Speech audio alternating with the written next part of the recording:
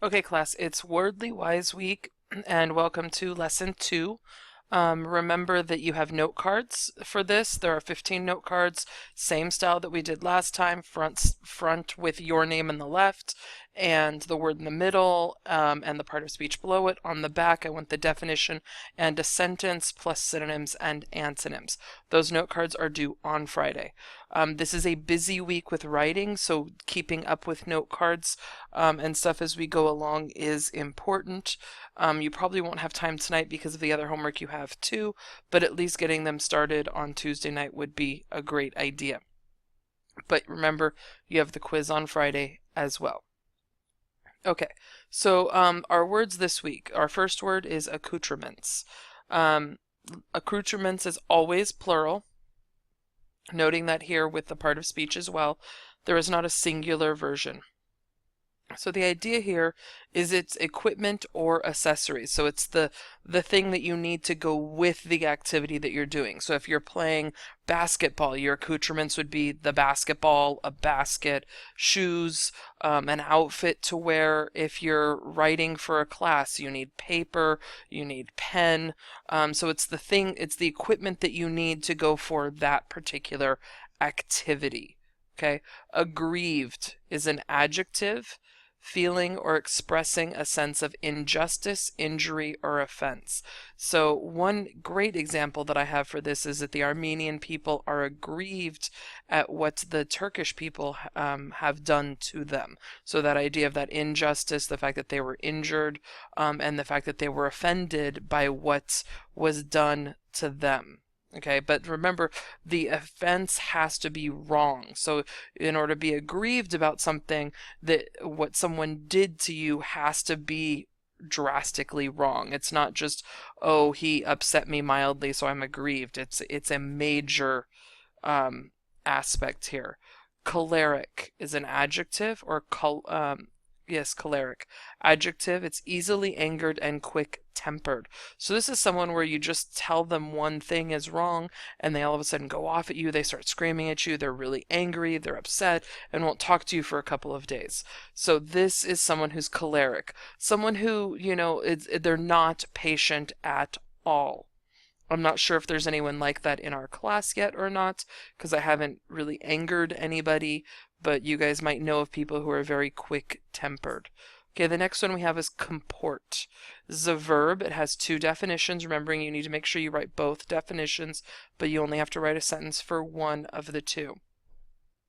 To behave or conduct oneself, or to be in accord on agreements, or used with and it's used with the word with, so with comport.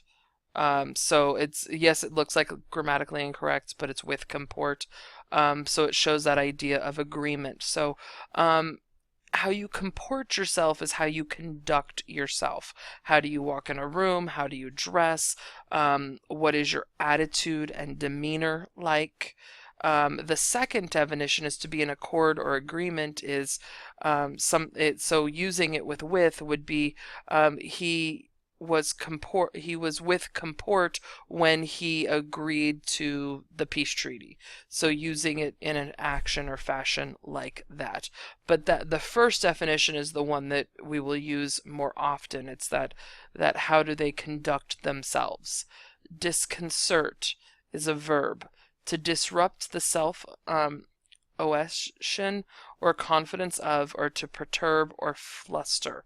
So this is if you're disconcerting someone, it's like you're upsetting their brain and their mind and their body. So you're disrupting their natural flow of things, and you're kind of flustering them, and they're getting a little anxious and upset, but they're not to the point to where they're choleric. They're just a little off balance, and they kind of need to calm down a little bit, and it usually affects their confidence levels, and they become rather disconcerted. Fauna is a noun, animals of a region or period, or considered as a whole. The animals of a region is this idea of kangaroos live in Africa. Kangaroos live in Australia. Zebras live in Africa. So it's that type of fauna. So it's the region that the animal lives in. So keeping that in mind. Or it could be of a period. So dinosaurs belong to a certain period in history, like the Jurassic period. The mammoths belong in a certain type of period. So it's either a region or a time period, but it's very specific in that, and it relates specifically to animals. Interpose is to place or come between, or to intervene or interrupt. I think of this as you have two people arguing and fighting, and someone steps in between them and interposes themselves in between them. So they're trying to come between them, they're trying to stop it, they're intervening or interrupting the process. The next word is maraud. It's a verb, and it's to roam in search of plunder. Plunder meaning like treasures and things you steal, like gold and treasure chests. So a maraud or a marauder would be the noun form of it, would be considered like a pirate. So the pirates go in search of plunder. They go in search to steal things from people. Modicum is a noun, a small amount. I always think of this as going with the word respect. So I have a modicum of respect for a certain person. So it's that I have a small amount of respect. Instead of it just being a large amount, I have that small aspect. So if I have a modicum serving on my plate, it would be I have a small serving on my plate. So it takes the place of that dead word and gives you something else to use in its place. The word opulent is an adjective, having or exhibiting great wealth or abundance. So it's not just having it, but it's exhibiting it. So it's showing it off. Okay, so if someone who is really rich and wealthy drives the really fancy cars, wears the ton of jewelry, wears clothes that are name brand and very expensive, owns a house that's huge and vast and expensive, that's opulent. So it's not only do they have it, but they exhibit it and show it to others. Patrician is a member of nobility, is the noun form, or an adjective of noble birth. So they're showing refinement of taste or manner. So if someone is a member of the noble class, they're a duke, a duchess, a sir, a knight, a lord, a lady, they're a king, a queen. So they're of that noble class, of that higher standing. Whereas on the adjective form, it's the manner and the refinement that they show because they were born into a noble family. It's what they were taught as they were growing up. So it's their behaviors and their manners and their tastes in things. Phlegmatic is an adjective, not given to action or reaction, or something that is sluggish or calm in temperament. So this is the antonym to choleric. So choleric is fast to and quick-tempered. Someone who is phlegmatic is very calm in their temperament. Nothing really gets them, but they're sluggish, they're lazy, and they're not quick to react. I think of this sometimes as teenagers. When they have something to do, or they're sitting on the couch, they're playing video games, they're watching Netflix, and a parent comes in and says, hey, I want you to do this. They're very phlegmatic about it. They're very sluggish and don't really want to get off the couch, and it takes a lot for them to actually start their action within it. Propensity is a noun, a natural inclination or tendency. So it's what someone is naturally inclined to do. So it's not something that they've studied and become really good at, but something that they're naturally gifted at. So someone who can dance. So when they first start dancing, they might get into it because they have a propensity for dance. And they grow on it, but they started with that natural inclination. The same thing goes for sports. If you get interested in a sport, you usually have a propensity for it, but then all the training makes you better. But it's that beginning part, something you're really good at, and that thing you have a tendency to do. Okay, therapeutic is an adjective relating to the treatment of a disease or contributing to general well-being.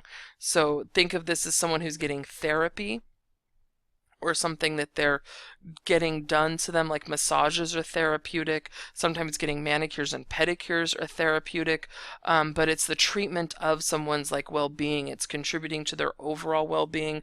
Going in saunas and spas can be considered therapeutic, and something that treats a disease, so something like medication or massage therapy, those can all be parts of something that is therapeutic.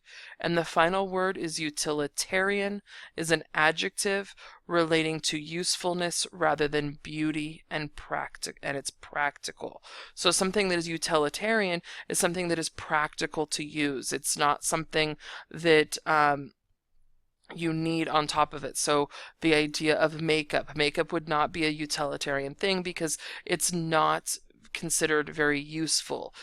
We don't want beauty, we want something that's useful. So that idea of utensils to eat with, they're practical, but you don't need these huge, fancy, large, opulent, diamond covered sterling gold utensils. You just need the practical, normal silver utensil.